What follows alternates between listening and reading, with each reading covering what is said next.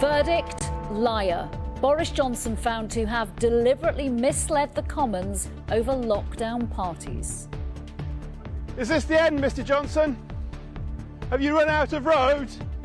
His punishment: if the former Prime Minister had not just resigned, he'd be facing a 3-month Commons suspension. His behaviour described as reckless. So what impact will it have on him and the Conservative Party?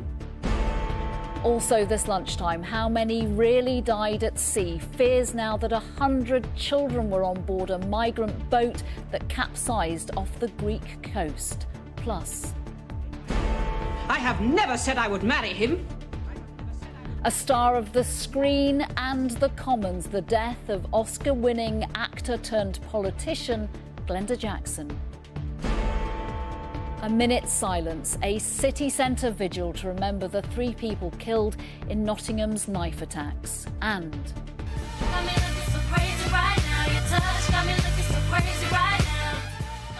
why the Beyoncé bounce is not good news for Sweden.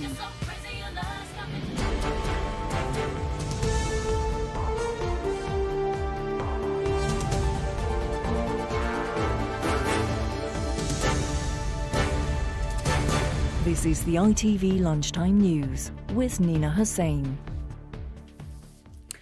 Good afternoon. Did Boris Johnson break the lockdown rules his own government wrote and then lie about it in Parliament? The Privileges Committee has delivered a clear-cut and brutal verdict. Yes, he did.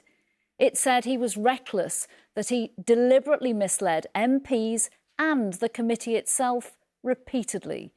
The former Prime Minister's punishment would have been a 90-day suspension from the Commons had he not resigned the day he got sight of the report. Now everyone else has seen it. His response today: anger, talking of trumped-up charges, which has led to accusations that he is now no different to his one-time US counterpart, Donald Trump. We'll get reaction from our political editor, Robert Peston, in just a moment. First, with details of the findings, here's our political correspondent, Shihab Khan. Is this the end, Mr. Johnson? Have you run out of road? He will certainly hope not. A morning run as he waited for the release of a report which may seal his political fate.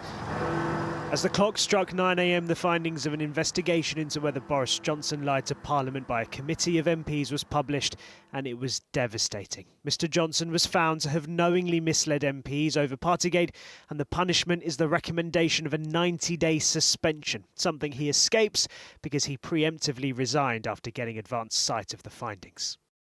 The report found that Mr. Johnson was seeking to undermine parliamentary process by deliberately misleading the House, deliberately misleading the committee, breaching confidence, impugning the committee and thereby undermining the democratic process of the House, and being complicit in the campaign of abuse and attempted intimidation of the committee. Along with the suspension, a recommendation that Mr. Johnson doesn't get a former member's pass, which all MPs are entitled to, which gives them access to the House of Commons for life. It is these images where Boris Johnson is seen breaking the rules that he wrote during the pandemic that have continued to haunt him, playing a role in ending his time as Prime Minister and now potentially ending his time in Westminster. The former Prime Minister showed no contrition in his response. In a 1,600-word statement, he said, "This report is a charade. I was wrong to believe in the committee or its good faith. The terrible truth is that it is not I who has twisted the truth to suit my purposes. It is Harriet Harman and her committee. This is a dreadful day for MPs and for democracy." It will now be up to MPs to vote and decide whether they accept the report's recommendations. Today, the Leader of the House of Commons said she expected MPs to be free to choose how they vote and not be restricted to party lines. I can confirm that the motion before us will be votable, it will be amendable, and it is House business. And so I am expecting a free vote. Tory MPs are almost characteristically split on the issue, some supporting Mr. Johnson and criticising the committee, others calling for unity. I think it's spiteful, vindictive and overreaching, quite frankly. This is a completely unfair report. As Boris Johnson says, this feels very much like a stitch-up. They've made their findings on the evidence that they've looked at. I'm not going to second-guess that, and I don't think other members should be either. Otherwise, we're going to end up undermining another process of Parliament. Rishi Sunak conveniently was out and about on a police morning raid hours before the report was published and wasn't keen to discuss his predecessor. On a personal level, do you think Boris Johnson should be allowed to be an MP? We know that the report has found that he misled Parliament. You're talking about a report that I haven't seen and no one else has seen. It wouldn't be right to comment on it in advance of it coming out and being published. We've heard enough about it. Boris Johnson has stepped down because we know what the report has said. If you're not willing to talk about it now, are you willing to do an interview with us after the report comes out, once you had a chance to read it? As you say, you're talking about a report that I haven't seen. But Labour didn't pull their punches. Boris Johnson is not only a lawbreaker but a liar. He's not fit for public office and he's disgraced himself and continues to act like a, pound-shot Trump in the way in which he tries to discredit anybody who criticises his actions. It is an incredible fall from grace for a man who only a few years ago had delivered the Conservative Party its biggest majority in decades. And at this moment, no one can truly predict what exactly Boris Johnson's next steps will be. Shihab Khan, ITV News, Westminster. Our reporter Layla Hayes is in Mr Johnson's former constituency in Uxbridge. What has been the reaction there?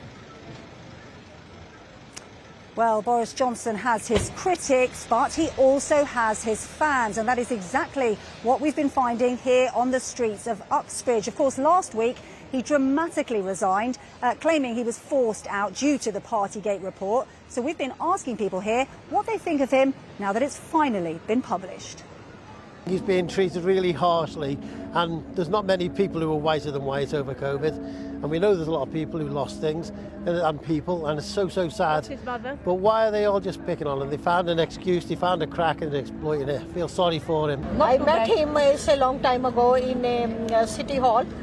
And nowadays we heard so many things going on, but it's really sad what he did. I wouldn't vote for him, but I can see he's been stitched up, as I say, because they wanted to worse Brexit. I voted for Brexit for my own reasons.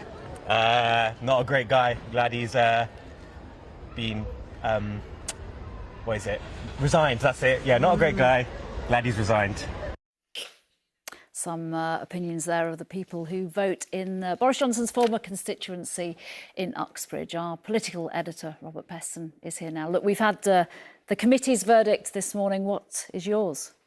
So it's a very damning report. It found, as Shihab said, multiple instances where the ex-Prime Minister, but he was Prime Minister at the time, misled MPs deliberately, recklessly. His attack on the institution, the Committee of Privileges, only last Friday, is another contempt of Parliament. Look, let's put this into an historical context. No Prime Minister has been found guilty in this way by a court of his peers, a court of MPs. It's devastating for Boris Johnson. But sort of true to a life, in the case of Boris Johnson, where he's often been found guilty of various transgressions. He normally says, and he said it again, it's not my fault, I didn't do anything wrong. In fact, he's turned the tables, or attempted to turn the tables, by saying that this was a stitch-up, a political assassination, a long-plotted conspiracy against him. He's trying to, in a sense, paint himself as a victim rather than somebody who is simply being held accountable for things that he did wrong. Now, we do know that there's a very big politician across the Atlantic for whom this is the standard tactic whenever he does anything wrong. He says, oh, it's all everybody else's fault, I'm the victim. That's Donald Trump. And this does feel, for the first time, and I've resisted over many years making analogies between Boris Johnson and Donald Trump, but this feels very Trumpian, in the sense that he's now saying it's all a subversion of democracy rather than accepting, which is many MPs say, that he is the one who's been trampling on our democratic institutions. Some are saying today, in light of the report, that the report will be Boris Johnson's political epitaph. Will it be? So I've obviously been talking to lots of Tory MPs, and particularly those close to Rishi Sunak, since in a sense, his fate is in their hands. I certainly think it's inconceivable he can return to Parliament before the general election. Why do I say that? It is because in order to be a candidate, you have to be on the Central Office, Conservative Central Office approved list. Prime Minister has to approve him standing as a candidate, and there's no circumstances, in my view, in which Rishi Sunak will approve Boris Johnson running, partly because of these incredible attacks that he's made today on the institution of Parliament, and no Prime Minister, and particularly Rishi Sunak, who says he believes in process, can condone those sorts of attacks. So certainly for the foreseeable future, I don't see any return to frontline parliamentary politics. If the Tories were absolutely humiliated at the next general election, there are some Tory MPs, and there aren't that many of them, to be frank, at the moment, who are great fans of Boris Johnson any longer, but there's a small minority of Boris Johnson fans who think maybe in those circumstances the Tory party could call on Boris Johnson again.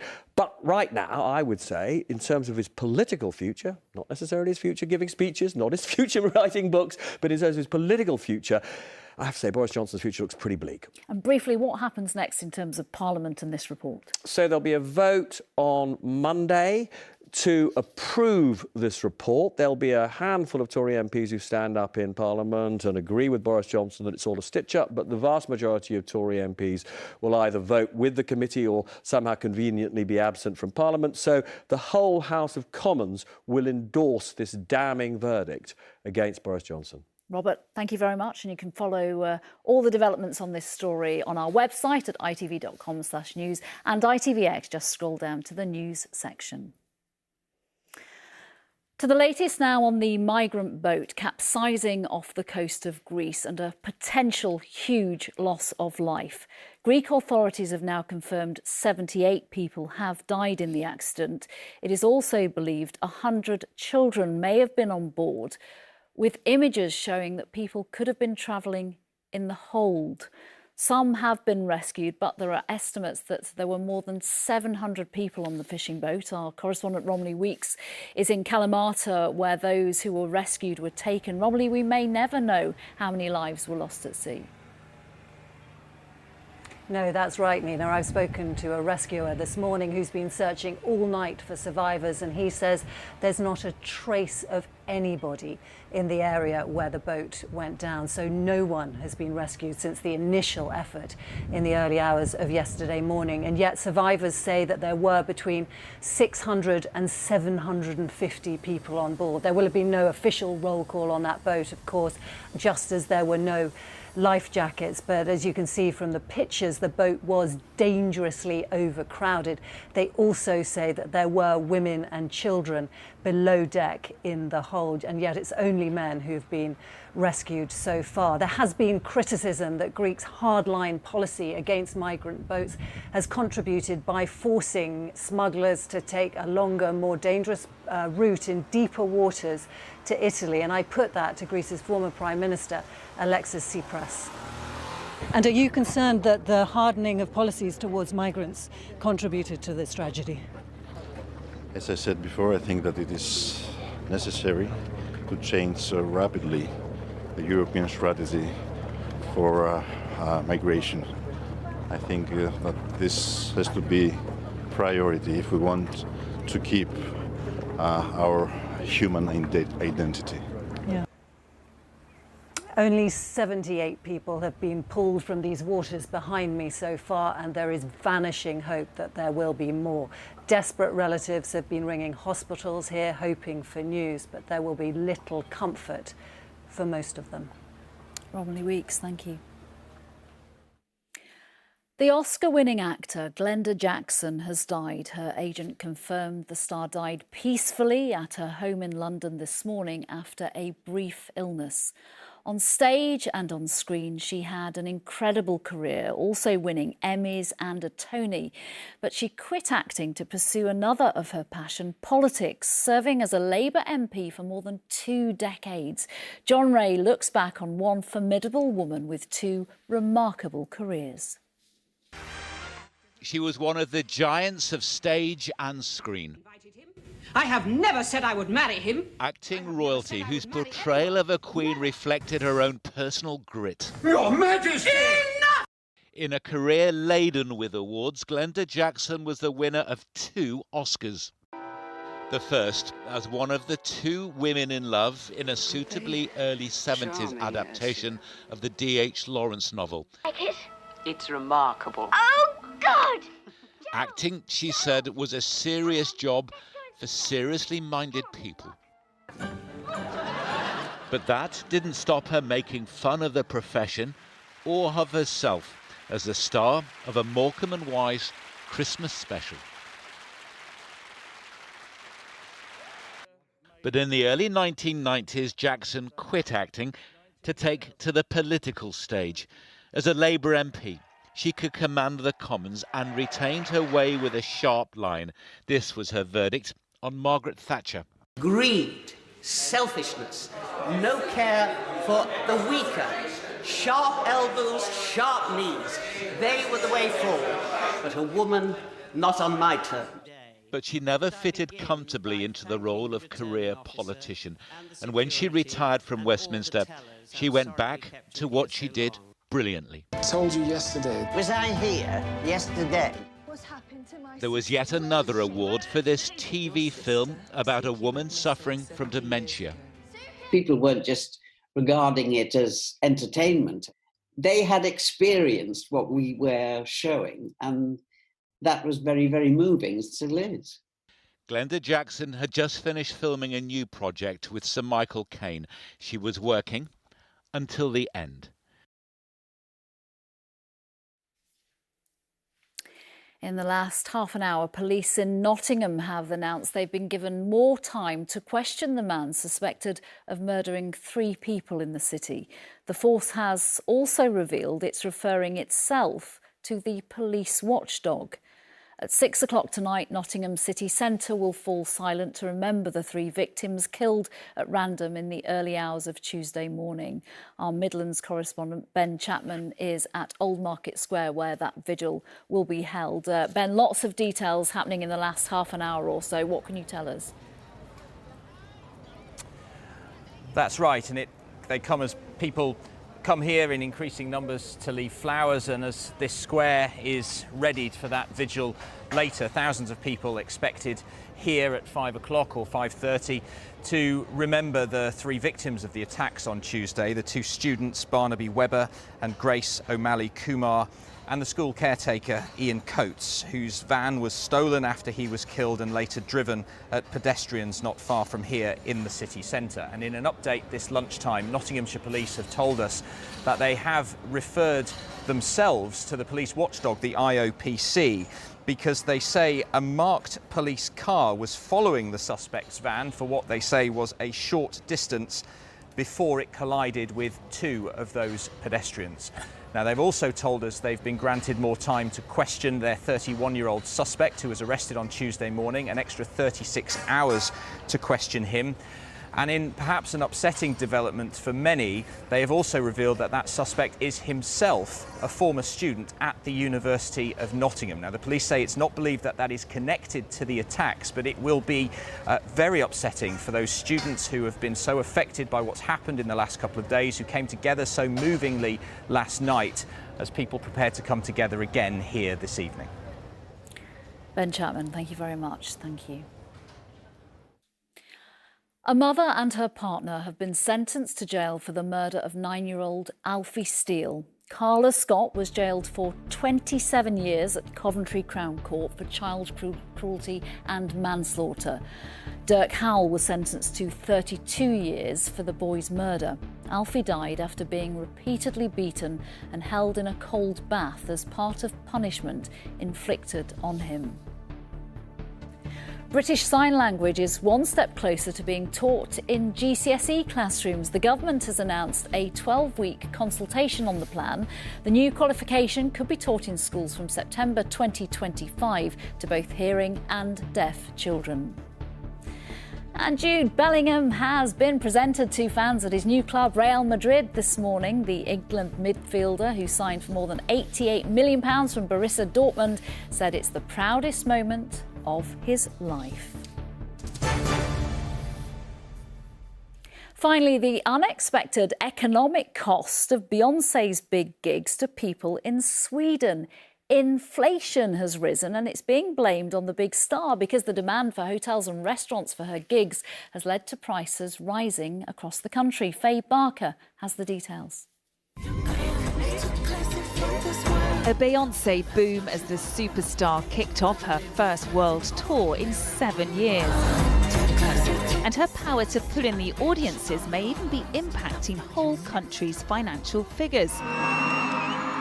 Just over a month ago, the US superstar opened her Renaissance World Tour in Stockholm in Sweden. Her impact going beyond the fans' screams to seemingly fueling inflation in the country, which rose more than expected last month to 9.7%. The chief economist for Sweden at Danske Bank said the start of Beyoncé's tour seems to have coloured the figure, specifically the increased demand on hotels and restaurants, and perhaps hiked concert ticket prices too. It may well sound crazy right now, and not all experts agree the Bay effect can steer a whole economy.